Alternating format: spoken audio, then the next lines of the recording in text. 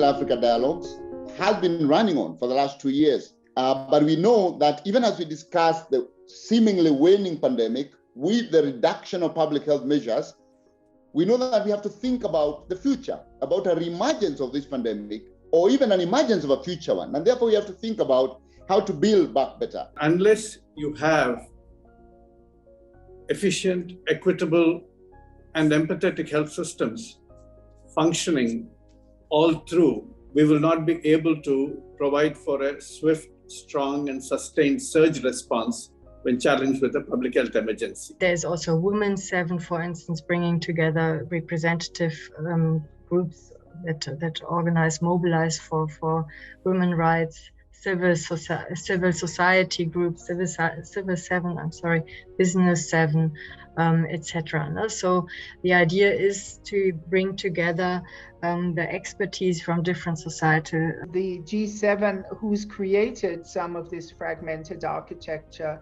should actually try and bring it together, that it should be much more committed to financing global public health goods in an integral manner than continuing the vertical funding. And of course, it should fully support WHO, both financially and politically.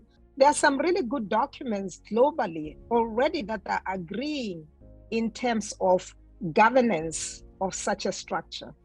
And that governance includes, the United Nations, includes WHO, includes, ensuring that there is a balance between those that have money and those that do not have money. We have to bring this as part of the evidence to most of the leaders in G7 and G20 that we have learned from COVID.